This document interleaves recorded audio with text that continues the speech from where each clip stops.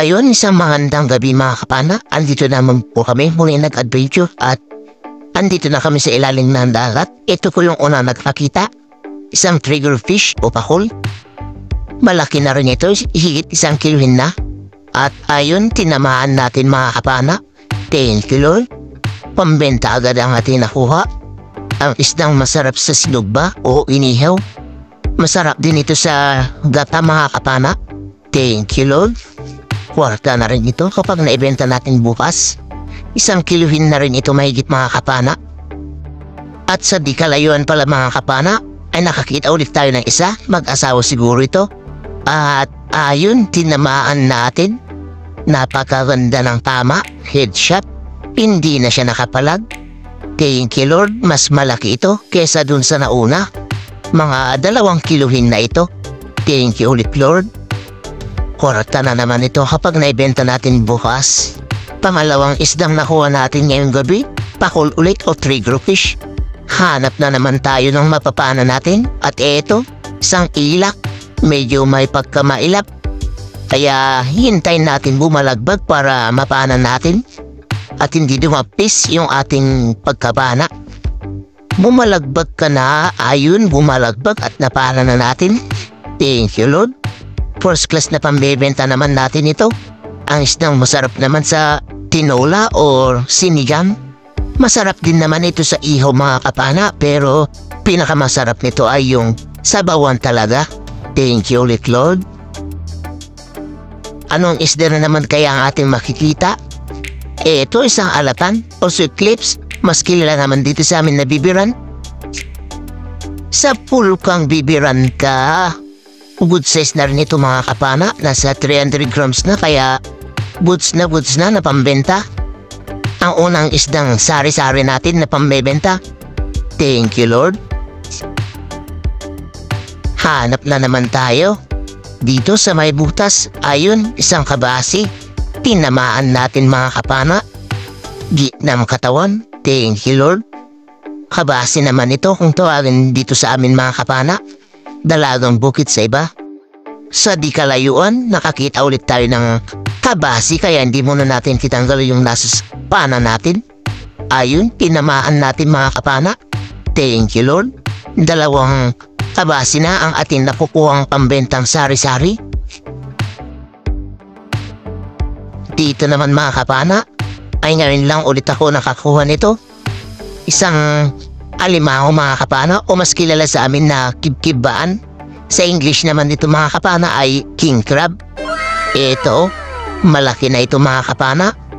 Mga higit 1 kilohin na ito. Napakalaki na ng mga sipit niyan mga kapana. Ayan o, solve na naman ang pang-ulam ko nito. Makakarami na naman ako ng makakain nito. Thank you Lord. Panibagong paghahanap. Ayun, 2 talagbago, mag-asawa. Tinamaan, pero dumapis. Wala tuloy tayong nakuha. At buti na lang hindi sila umalis. Ayun, pinana natin yung isa. At yung isa naman, andyan sa bandang harapan. Kaya agad tayo nagkasa para mapana ulit natin. Ayun siya, lumalangoy pa harap. Ayan siya oh. Tinamaan ulit natin. Thank you Lord. Nakuha din natin sila pareho. Akala ko wala na tayo makukuha kahit ni isa sa kanila. Thank you ulit Lord. Ang isdang masarap sa sinabaw pero masarap din kung makatinik. Hanap ulit tayo. Ayun, dalagang bukid or kabasi kung tawagin dito sa amin. Sana ay mapuhan natin. Sa pulkang kabasi ka. Thank you Lord. Patalikod ang tama at buti na lang tinamaan sa gitnang tinik kaya ayan, hindi na siya gaano nakapalag. Thank you ulit Lord. Sari-sari na naman na pambebenta natin ito. Dalagang bukid or kabasi. Dahan-dahan lang sa paglangoy para makita natin yung iba. At eto, kabasi ulit. Sa pulo pa na naman. Kabasi ulit or dalagang bukid sa iba. Thank you ulit Lord. Nakakuha ulit tayo ng pambenta natin na sari-sari. Kwarta na rin ito kapag naibenta natin bukas. Sa di kalayuan na pinanahan natin ng dalagang bukid, eto nakakita naman tayo ng napakalaking labahita or surgeonfish. Mas kilala naman sa amin dito na pugot, apaswan. Ayun, tinamaan natin mga kapana at na-headshot natin. Hindi na siya nakapalag. Thank you Lord. Higit 1 kiluhin na yan mga kapana. Malaki-laki na. Ito naman yung masarap sa inihaw ulit mga kapana. O masarap din sa kinilaw. At masarap din ito sa pinaksiw or gata. Thank you ulit Lord. Nakakawa naman tayo ng labahita o surgeonfish. Hanap ulit tayo mga kapana. Ayun, may naninag tayong kumikislap na mata. O papapala or kampa. Huliin natin. Ayan, nahuli natin mga kapana. Pandagdag yan sa iuulam natin na king crab. Thank you Lord. May pandadagdag na sa ulam natin. Anong isda na naman kaya magpapakita? Ayun, puraw o bubsi kung tawagin dito sa amin. Sa pulkang isda ka. Thank you Lord. Nakapuulit tayo ng pandadagdag sa pambebenta. Medyo madalang yung panain mga kapana. Hindi tulad kahapon, malakas kasi yung agos ngayon mga kapana. Kaya madalang yung panain. At ito, kabasi naman. Headshot na naman. Thank you Lord. Hindi ulit nakapalag. Pambebenta ulit na sari-sari ang ating nakuha. Sana may mga kasamaan pa ito para mapana natin. Asan kayo mga kasamaan mga dalagang bukid? Ito, palagbago ang ating nakita. Ayun sa pool. Thank you Lord. Nakakuha ulit tayo ng first class na pambebenta natin. Talagbago or ulayan kung tawagin dito sa amin. Ang masarap sa sinabaw, masarap din kung makatinik. Kaya ingat-ingat mga kapana.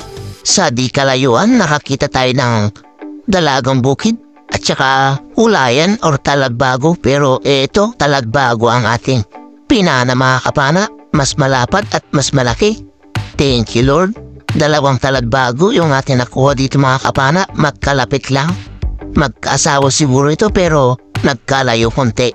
At salamat.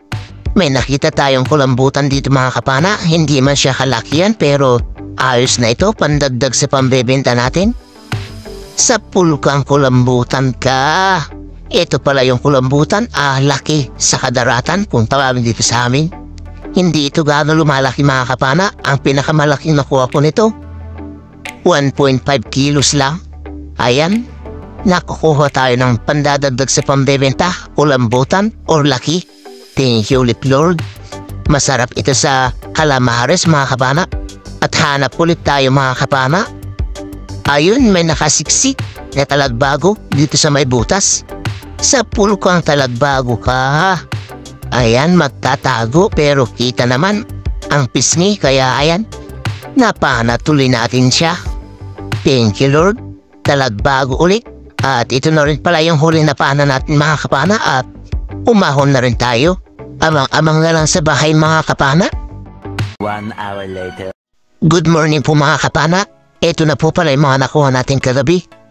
Ayan po yung labahita natin mga kapana na malaki. Ayan naman po yung dalawang pakul natin. Ito naman yung kilo ng dalawang pakul natin mga kapana. Ayan, 3.7. Thank you Lord, malalaki na rin. At ito na po yung labahita natin, 1.4. At ito na po yung first class natin mga kapana. Ayan. Sakto 1 kilo mga kapana. At ito naman yung mga sari natin mga kapana. Kukunti lang yung kuha natin pero ayos na rin yan mga kapana. Ayan, 3 kilo mga kapana. Yung sari natin. At ito na po yung cuttlefish natin na 2. Ayon, 1 and 3/4. Thank you Lord. Magandang gabi po mga kapana. Ito na po pala yung nakuha natin kahapon. Yung pakul po natin mga kapana ay 3.7. Yung dalawa po. Yung labahita po natin ay 1.4. Yung first class po natin mga kapana ay 1 kilo lang. Yung sari-sari po natin ay 3 kilo naman. Yung cuttlefish po natin o kulambutan ay 1.75. Kaya 10.85 po yun ay patimbang natin na pinabenta. At 2 kilo naman po yung pang-ulam natin. 1 kilo na alimango at 1 kilo po na sari-sari. Ayan. 2,184 po yung bayad ng isda ko. Sa kasama ko po mga kapana ay 2,358 po. Kaya puro 4,542 po lahat. Bawas na po yung 400 na gasolina kasi dito lang po kami sa tapat mga kapana, kaya ayan lang po yung gasolina na-consume namin at 150 po na maintenance, kaya 3,992 po yung natira at pinag-apat po kaya 998 po yung bawat isa po sa amin. Ayan, malaking tulong na po yun mga kapana sa pang-araw-araw po nating gastusin. At ayun, sa susunod na video po tayo mag-shoutout mga kapana para may upload na po natin ito kasi pasensya na. Gabi ko na po ito na-edit kasi kagigising lang. At ayun, abang-abang na lang sa susunod na adventure natin mga kapana. Doon po tayo mag-shoutout. At ayun, pasensya na ulit mga kapana. At sa mga nakaabot po dito sa huli ng aking video, maraming salamat po mga kapana. At sa mga hindi po nag-i-skip dyan ng ads mga kapana, maraming salamat din po. Maraming salamat din po sa mga silent viewers ko dyan, solid subscriber at laging nanonood ng aking mga videos. At ayun, hanggang susunod po na adventure natin mga kapana, maraming salamat po ulit at ingat po tayo at sana'y pagpalain po tayo ng lagi ng may kapal. At ayun, ingat po muli mga kapana at God bless po sa ating lahat. Bye-bye po mga kapana.